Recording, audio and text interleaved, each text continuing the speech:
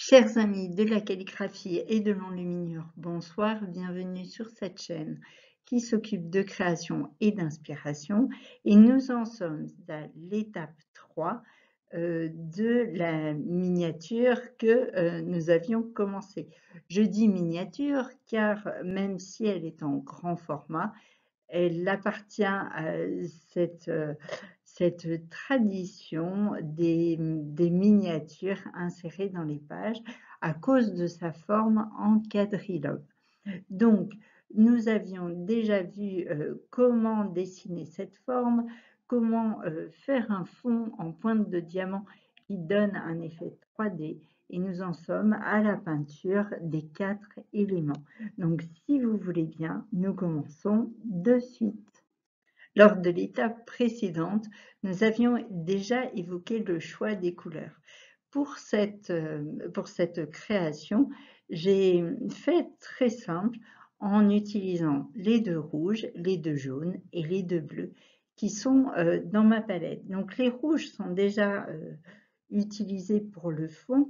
Afin de contraster les animaux, eh bien, nous aurons les jaunes et les bleus. Et puis le blanc, bien sûr, pour les phylactères, mais il va tellement de soi que je n'ai pas pensé d'en parler auparavant. Donc pourquoi 2 jaunes et 2 bleus? C'est parce que dans la palette, si on regarde les tendances des couleurs, on va avoir un jaune qui tire davantage sur le rouge et un autre qui tire davantage vers le bleu. Celui qui tire vers le rouge s'appelle jaune doré, jaune d'or, jaune de cadmium peut-être, tandis que celui qui tire vers le bleu va être nommé plutôt jaune citron. De même pour le bleu qui tire soit vers le jaune, soit vers le rouge, et nous aurons ainsi du bleu pastel ou du bleu outre-mer. Donc, c'est parti. Voyez ma palette. Tout à fait à droite, vous avez le blanc et les 2 rouges qui m'ont servi à réaliser le fond en pointe de diamant.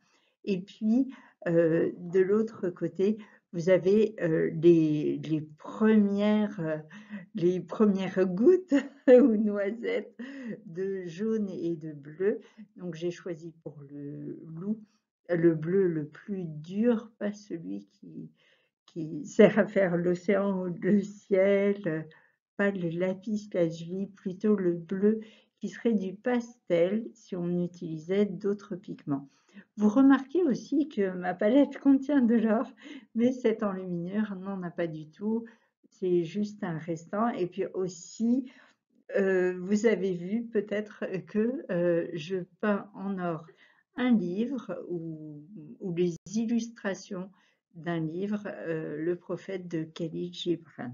Mais ne nous éloignons pas du sujet et allons voir comment on peint. Donc dans l'enluminure, on l'a vu auparavant, c'est le fond qui commence et puis on va s'approcher des éléments. Donc là, je considère que mes phylactères sont un peu intermédiaires, ils appartiennent au fond et au sujet aussi, mais c'est par eux que je vais commencer. D'autre part, il est intéressant qu'ils soient blancs puisque peindre du plus clair au plus foncé est aussi une idée dans l'organisation des couleurs. Donc on pourrait peindre tout ce qui est blanc, après tout ce qui est jaune, ensuite tout ce qui est bleu. En fait, c'est ça qui va se passer. Le choix des couleurs a donc été assez vite fait. Pardon, le coq me semblait naturellement plutôt dans les jaunes, tandis que le loup de la Turquie, qui revient nous voir ici, est dit loup gris, donc le bleu pastel et la couleur qui s'en rapprochait. Alors évidemment, pour cette première pose, l'idée est de faire un aplat, donc sans forcément rechercher d'effet immédiatement. Cependant, comme le loup était grand, et mon pinceau plus petit, bah, j'ai déjà un petit peu étudié des effets de couleur. Alors, quand on applique la peinture en fines couches les unes sur les autres, on s'aperçoit, comme je le disais sur la diapositive précédente, qu'on peut déjà créer un effet d'assombrissement, voilà, d'opacification de la couleur ou de transparente, elle devient plus foncée. Ensuite, l'autre manière qui arrive, ce serait d'ajouter des transparences, c'est-à-dire une fine couche de peinture très diluée, mais pour autant pas trop humide ou sans que le pinceau ne contienne trop d'eau, pour modifier la couleur qu'on a mise au début. Donc sur le coq, par exemple, j'ai appliqué du bleu, ça lui donne des plumes un peu vertes sur la queue, tandis que j'ai appliqué du rouge et ça donne un orange, des effets un peu orangés.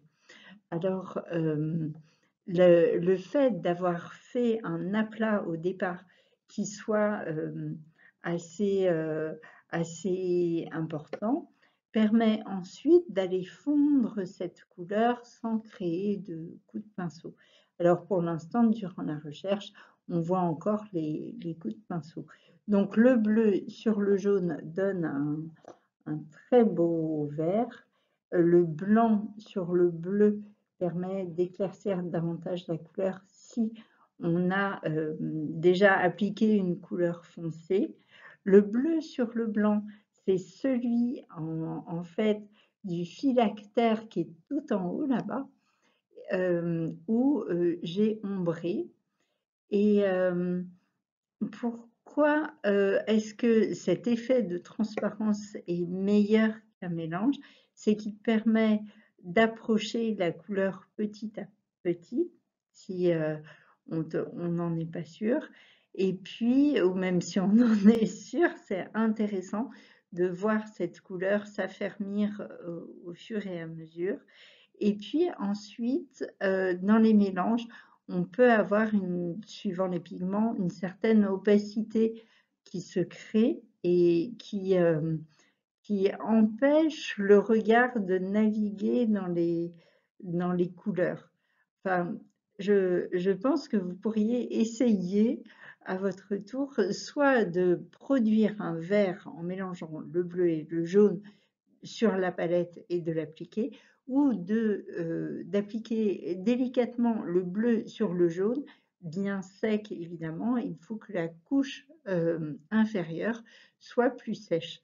Au passage, je vous dis que je n'ai pas je n'ai pas rempli les dents et l'œil du loup parce que effectivement, j'aurais pu tabler sur le fait de mettre du blanc sur le bleu, car le blanc est finalement très opaque et très couvrant, comme on le voit sur les fesses du loup. Mais j'ai préféré laisser comme ça, je ne sais pas encore. Et il sera toujours temps de mettre du bleu si je le décide ensuite. Donc voilà, en retravaillant successivement, j'ai j'ai produit des effets où le blanc fait s'avancer le motif. Les motifs clairs donnent l'impression de s'avancer vers le regard du spectateur, on va dire, tandis que le foncé donne l'impression de se reculer. Donc, en enluminure, l'avantage, c'est qu'on peut toujours reprendre et corriger, même si on a appliqué un trop de peinture à un moment, il suffit de bien essorer son pinceau et de revenir retirer le pigment qui n'est encore pas tout à fait sec à la surface. Donc c'est un travail de patience.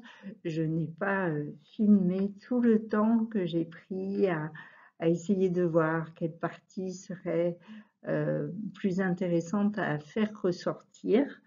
Je vous laisse essayer, mais je sais que c'est un exercice agréable dans la mesure où on, On s'approche, on se recule du dessin et on voit les motifs prendre forme et un peu prendre vie au fur et à mesure. Donc j'utilise toujours la même palette. Ça me, ça me fait plaisir aussi de voir qu'avec très peu de couleurs, donc mes couleurs de départ, on peut obtenir des effets de dégradé ou de réponse. Alors, par exemple, j'ai appliqué un tout petit peu de jaune dans le blanc qui est sur le dos. Je ne sais pas si ça se voit bien sur la photo, en disant que le jaune du coq allait se refléter quelque part sur cette partie de son corps, de même que le bleu du loup, qui a servi à faire le vert, est reporté en un fin trait sous les plumes du coq. Enfin, ce sont des recherches de correspondance qui font que bien on s'amuse. En tout cas, moi, je m'amuse à voir comment les éléments vont interférer les uns sur les autres. Donc, au sujet du blanc, on peut s'en servir aussi de lumière. Par exemple, j'ai choisi d'entourer le dos, de cerner en fait le dos du loup d'une fine lumière. J'ai fait un éclat de lumière aussi au-dessus de son oreille, de son oreille droite, voilà, et même de la gauche d'ailleurs. Voilà, donc le blanc a une fonction de couleur, mais il a également une fonction de luminosité. On peut l'utiliser comme de l'or finalement, puisqu'il va se jeter. Il se jette tellement d'ailleurs que je suis venue jaunir les deux phylactères pour, pour casser l'effet de ce blanc qui produisait un effet de néon. Vous remarquerez aussi que pour le phylactère où j'ai écrit Gallica, j'ai tracé une ombre au-dessus, considérant qu'à cause des pointes de diamant, la lumière venait du bas à droite. Et donc j'ai voulu faire ce report, tandis que je ne l'ai pas fait sur le phylactère d'à côté. Donc ça vous permet d'apprécier les effets, est-ce que c'est un bon choix ou pas? En tout cas, voilà, j'ai procédé de cette manière. Donc voilà pour le blanc. Pour le noir, c'est une couleur que l'on peut utiliser avec d'autres. Comme on casse le blanc, eh bien, le noir peut être approfondi en étant mélangé, soit avec du rouge, soit avec du bleu. Donc, si vous vous approchez, peut-être distinguerez-vous que les lettres des deux phylactères sont composées de noir et rouge pour la première et de noir et bleu pour la seconde. Je vous laisse deviner quel mot est en quelle couleur finalement. Et puis, je vous dirai en commentaire si ça vous empêche de dormir. Voilà. Eh bien, étape suivante, il nous reste la finition, c'est-à-dire la bordure. Eh bien, voilà, cette vidéo est terminée. C'était l'étape 3 qui consiste à peindre des éléments et en plusieurs fois. Je vous ai montré comment je choisissais les couleurs et puis dans quel ordre je les appliquais. Donc, il nous reste la finition, la bordure. Et puis, si vous aimez cette chaîne, n'hésitez pas à vous abonner. Faites-moi vos commentaires, j'y répondrai avec plaisir. Prenez soin de vous, surtout. Vive la calligraphie, vive l'enluminure et à bientôt.